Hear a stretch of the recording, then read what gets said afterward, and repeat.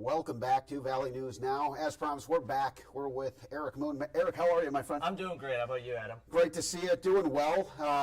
Love that we can get back into talking some hockey. Yes. It's been something we've been looking forward to the second half of the season. We're going to talk about the second half. We're going to talk about the return of Cameron Berg. We're talking about some homecomings. A lot to get into on this week's episode. And what a battle. Arizona State Sun Devils, a new program that has figured it out. It just warp speed, and now 16 and 15, taking on, dare I say, hot North Dakota Fighting Hawks. This is going to be quite the weekend. A lot of storylines going into this lot weekend. of storylines. First regular season series of the second half for North Dakota, coming in hot, as you said. 4 wins in a row in December after what looked like a pretty sluggish November in terms of the results, but 2 wins against Miami, especially the second one was a much better game, and then that big sweep against St. Cloud State. Now you're in second in the NCHC going into the second half, and in a manageable spot in the pairwise. We'll get into kind of what they need to do in the second half later on, but tied for 20th in the pairwise after the November they had especially is a doable spot to try and make the NCAA tournament. And, you know, you said second in the NCHC, right under them. Yeah, Arizona State. Arizona State at 3. And that's why you need a player like Cameron Berg back this week. Yeah, Cameron Berg coming back is going to be huge. Yeah, the week after St. Cloud State, that sweep, we talked to the team, and Brad Berry told us that they were targeting this weekend for Cameron Berg to come back. He had been out for all of November except for the Duluth series. So he was out for the Cornell series, came back for the Duluth series, was out for the rest of that month, and missed every game since then. So it was a lower body injury. Having him back is huge because he is their preseason All-NCHC forward. He is their top-line center, and he brings a lot to this team in terms of scoring and intangibles. And Brad Berry talked about that a little bit this week as well. Well, again, like I think I said last couple of days here, not only, just that a really good player and an elite player on the ice, never wastes a shift, a guy that's intense, high competitor, high skill level, that pushes your group as an older player, but the leadership side as well, a guy that's a very good leader on and off the ice that continues to help our younger players through the growth of their careers and helps our group push our group here. Eric, I want to ask you, what void do you think this fills? We talked about how important it is to get him back, but what areas do you think they missed him the most? Leadership. Absolutely. Okay. It wasn't even just on the ice because they had quite a bit of production on the ice that was filled, especially by some of the younger players. But that off-ice leadership aspect was something that UND was lacking from its veteran players this year because of the injuries. Remember, Louis Jamernick missed some time, the captain. Right. Bennett Samolik is out for the season with an injury as well. That's an assistant captain right there. His A, by the way, was given to Dane Montgomery last week for the exhibition game for the rest of the season. So that's a big honor for the Grand Forks native. So that's some added leadership to the locker room. And Cameron Berg wears an A on his jersey as well. So that's a big addition back to the team off the ice, especially because when you have that leadership on the bench, especially in tough spots like that Miami game where they came back late in that Friday night game that's jump-started really a 4-game win streak, that is huge for a team like North Dakota with a lot of young talent as well. Absolutely. I also just love that both of those guys local guys. Yes. It's just cool to see local captains. I feel like it just inherently kind of gives you a deeper understanding when you're immersed in that culture growing up of what UND hockey is, the history around that program, and an opportunity to really take it to task this weekend. Now, you mentioned that this is a very fun series for one, Jake Livanovich. Some fun storylines there. It's a fun series for a few players. So we'll start with Jake Livanovich, the Phoenix, Arizona native. He's coming home this weekend to play against Arizona State. His brother, Johnny Walker, actually was sort of I guess the term is cult hero for Arizona State. He was a big player on that team before and after they were they went D1 basically because the team was great at D1 club and then moved up to NCAA Division I. And so Livanovich coming home, played for, I believe, the Junior Coyotes as well. He's got some family that's going to be there at Mullet Arena this weekend, and he talked this week about coming home and his excitement there really stemming from when he found out on the schedule that they were going to be going to Arizona State for the first time in NCHC play. this summer when the schedule came out, I was pretty pumped, and you know, it's even more special, I guess, because my brother was there for so long, and I watched him there and him grow as a player and stuff. So yeah, I mean, it's super special that I get to go home and play in front of family and friends and stuff. But you know, it's more focused on the team and kind of what we have to do this weekend. And a lot to do this weekend. Yeah, a lot. And he's a key player, too, as one of their top defensemen. He's been an NCHC Defenseman of the Week multiple times this year. So he's going to play a big role this weekend, and he's going to be able to do it in front of a lot of family and friends. He's going to be juiced up for this one for sure. Yeah, I feel like it's always, when I play like fantasy sports, kind of, I know we're getting into the weeds here, but for example, like if I see Jalen Brunson is going to be playing against the Bulls, I'm like, okay, this guy went to Stevenson High School. Or Dallas. You're going to, you know what I mean? Because he's played. Oh, sure, sure. But you look for the extra motivators. People like to put on a show when their friends and family are there.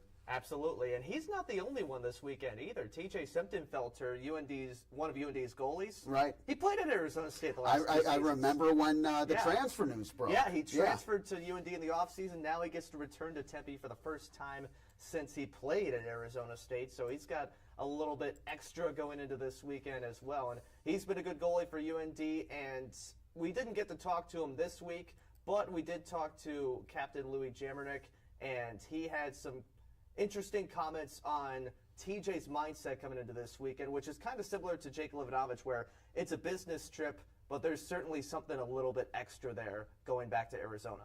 So we got, you said the captain on TJ here? Yes, Louis Jamernick on TJ here. All right, here we go.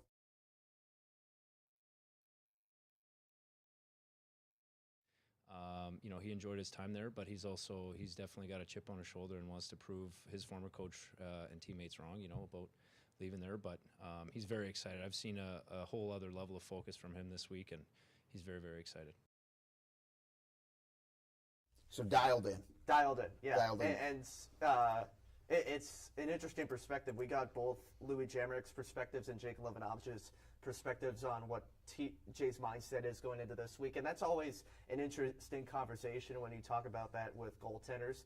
For Louis Jamernick, obviously, you heard it from him there. He's talked to TJ this week and heard some stories about playing at Arizona and seen him dialing in this week. Jake Livanovich, complete opposite perspective, and I think this is something a lot of players do as well with their goalies. Just let the goalies do their thing. The goalies typically just have their routines, their habits that they like to stick to, and players let them stick to it pretty much for the most part. But the comments from Louis, I mean, TJ dialed in for this one, so it should be really fun. TJ and Jake, not the only players with Arizona connections. There are other players, as Louis mentioned. He has some family in Arizona as well, so it's going to be there's going to be a lot of UND fans, a lot of green at the Mullet this weekend. And, you know, we can't get into every single storyline, but I remember what a shock it was to the fan base. Arizona, like I said, kind of new kid on the block. It was before they were NCHC, but they beat them in Vegas not that long ago. With TJ in goal for that game. How about that? And you know, Louis on the ice for UND. I'm sure they remember that. I'm sure Brad Berry remembers that. And then it's very fresh in their minds. That was something they talked about this week as, well, this is not only a business trip, but this is kind of our chance to get some revenge for that Hall of Fame game.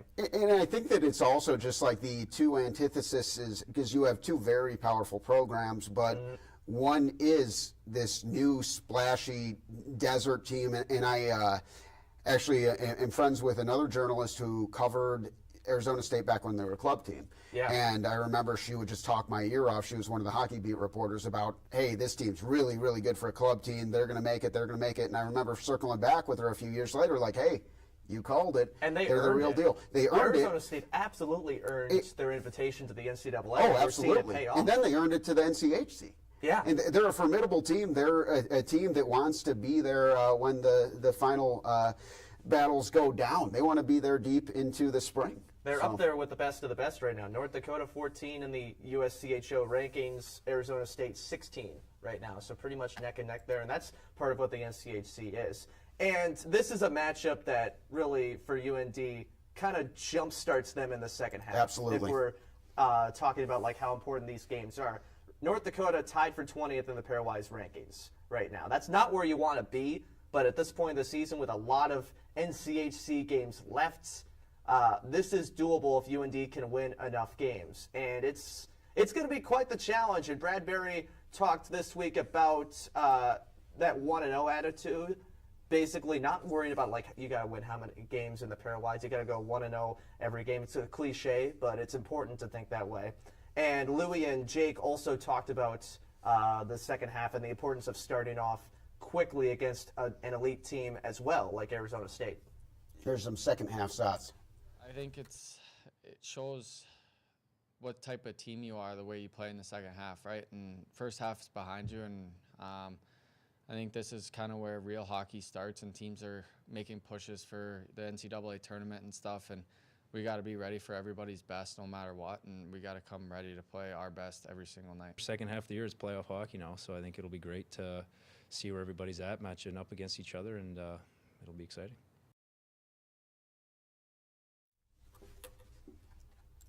The real hockey starts now, the quote from Jake Livanovich. And the first half was already a pretty difficult schedule for North Dakota. That Always non-conference is. schedule Yeah, was it was a no gauntlet. joke, yeah. The NCHC games they've played have been difficult. Every NCHC game is tough.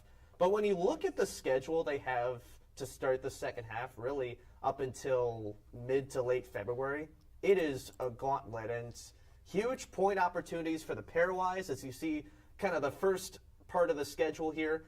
Huge opportunity for points in the pairwise, but you gotta bring it for every single game.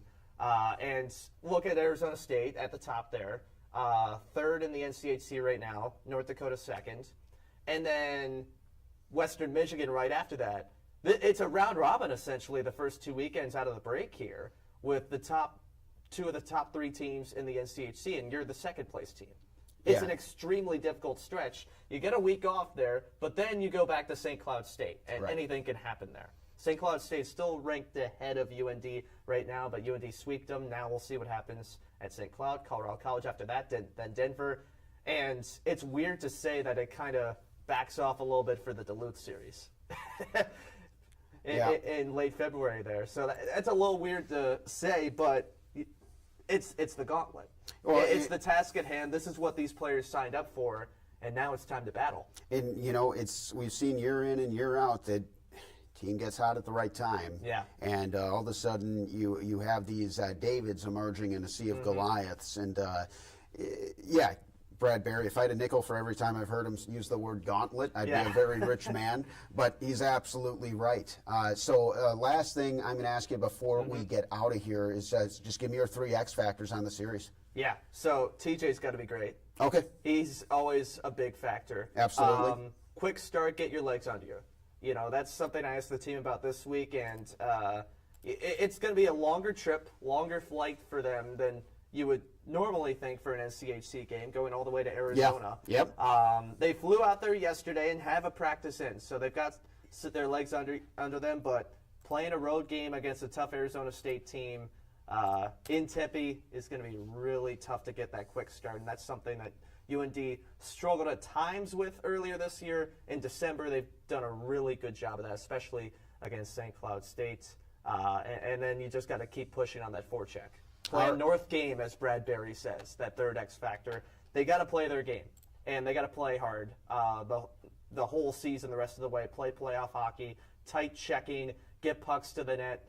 Every cliche in the book, pretty much, for North Dakota the rest of the way here. Real hockey starts now. Real hockey thank you. starts now. Always a pleasure, my friend.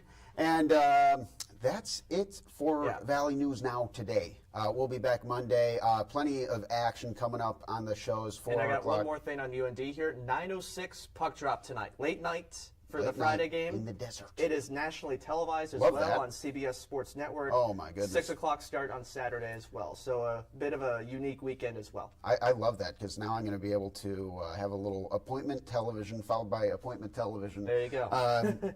Hey, I wanted to, as long as we're talking just a little longer, congratulations officially. We gave you the shout out on the Weekend Funcast, but you are the champion, the regular season champion.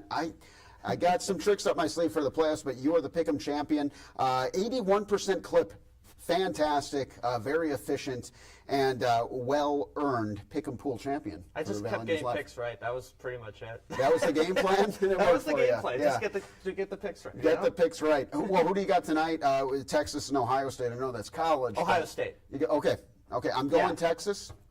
Yeah, I But like I Ohio think State tonight. Ohio They're just State- playing too good. I want Texas to win. I like Texas better. I don't like Ohio State. Yeah, that's fair. Yeah, that's all there is to it. Anyway, have a great night. Have a great weekend. Stay safe out there. And we'll see you next time on Valley News Now.